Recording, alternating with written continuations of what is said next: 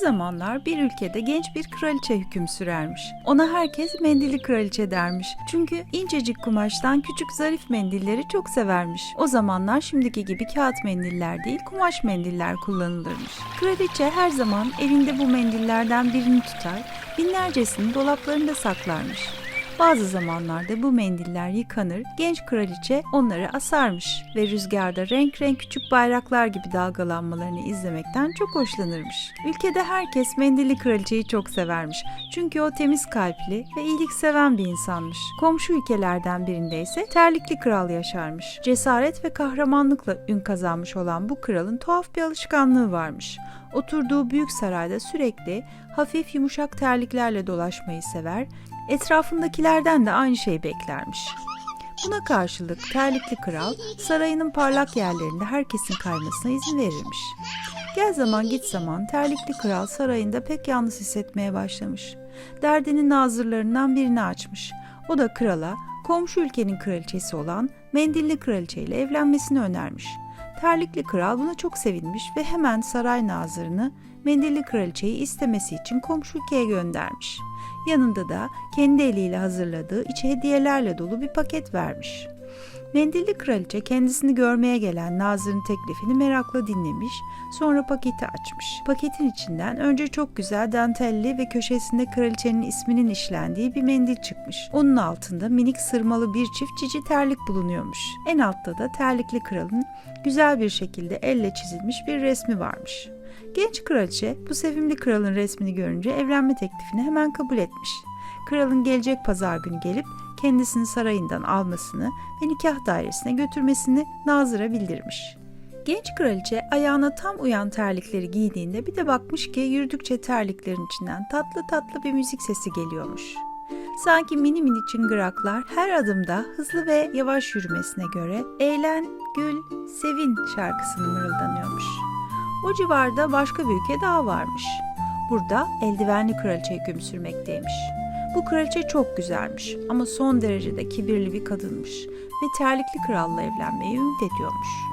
Ona eldivenli kraliçe denmesinin sebebi gece gündüz gayet ince deriden, daracık, elini sıkıca saran eldivenleri sevmesi ve sarayda bulunanları da gece gündüz böyle eldiven giymeye mecbur etmesiymiş. Eldivenli kraliçe terlikli kralın mendilli kraliçeyle nişanlandığını duyunca öyle öfkelenmiş ki hemen gitmiş kapkara eldivenler giymiş ve saraydakiler de kapkara eldivenler giymiş. Sonra kraliçe nazırları toplamış, onlardan terlikli kralın kendisiyle evlenmesi için bir çare bulmalarını istemiş. Nazırlardan biri gayet kurnaz bir adammış. Hemen bir çare bulmuş.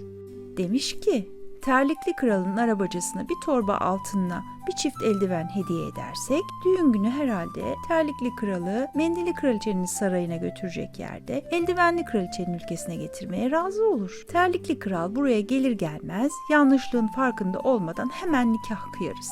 Düğünden sonra da terlikli kral herhalde eldivenli kraliçenin güzelliğine kapılarak bu duruma katlanır. Bu teklif eldivenli kraliçenin o kadar hoşuna gitmiş ki sevincinden el çırpıp kahkahalarla gülmeye başlamış ve eline kıpkırmızı eldivenler giymiş. Bunun üzerine bütün saray halkı da kırmızı eldiven giymişler. Eldivenli kraliçe buna kızarak "Ne diye hep beni taklit ediyorsunuz?" diye bağırmış. Bunun üzerine herkes yeşil eldiven giymiş.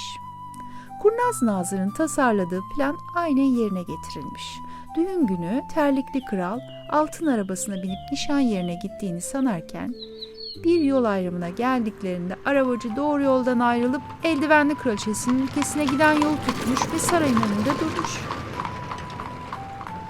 Burada kralı karşılamak üzere bütün halk toplanmış. Onu selamlamak için herkes elindeki beyaz mendilleri sallıyormuş. Saray uşaklarından biri kralın önünde diz çökerek ona kırmızı kadife bir yastık üstünde bir çift beyaz deri eldiven sunmuş. Krala bunları düğünde giymesini söylemiş. Terlikli kral bu daracık ve rahatsız eldivenleri ellerine geçirirken "Eyvahlar olsun!" diye içini çekmiş. Ama ne yapsın? Bir kere başına gelmiş. Kral mermer merdivenlerden çıkarak kendisini gururla bekleyen beyazlar giymiş kraliçenin yanına varmış. Kral kraliçeye kol kola olmuş bir halde tekrar merdivenlerden inmeye başlamış. Ancak kral, kraliçeyle yürürken ayaklarındaki terliklerden hiçbir müzik sesi duyulmadığı için şaşkın bir şekilde neden kendisine hediye edilen terlikleri giymediğini sormuş. Bunun üzerine kraliçe büyük bir şaşkınlık içinde ne cevap vereceğini şaşırmış.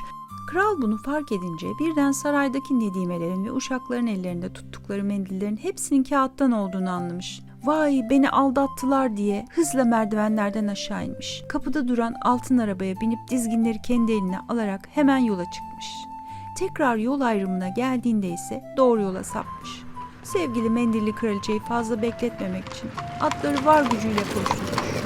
Zavallı mendilli kraliçeye gelince ne zamandır terlikli kralı bekleyip duruyormuş. Elinde gelinlik mendili olduğu halde dışarıdan her ses duyduğunda pencereye koşuyor, kralın daha gelip gelmediğine bakıyormuş. Her adımda terliklerin içindeki çıngıraklar "Eğlen, gül, sevinç" şarkısını mırıldanıyorlarmış. Kraliçenin nedimeleri koşup ona yeni bir mendil getirmek zorunda kalmışlar. Çünkü terlikli kralın hediye ettiği dantel mendil gözyaşlarından sırılsıklam olmuş. O anda birdenbire yaklaşan nal sesleri duyulmuş.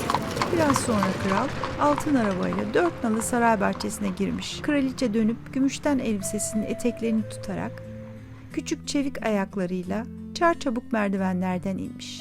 Bu sırada sırmalı terliklerindeki çıngıraklar da neşeli neşeli çınlıyorlarmış.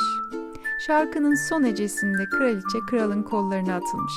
Kral kocaman beyaz bir mendille kraliçenin yanaklarından son gözyaşlarını da silmiş. Sonra her ikisi de altın arabaya binerek nikahlarını kıydırmaya gitmişler.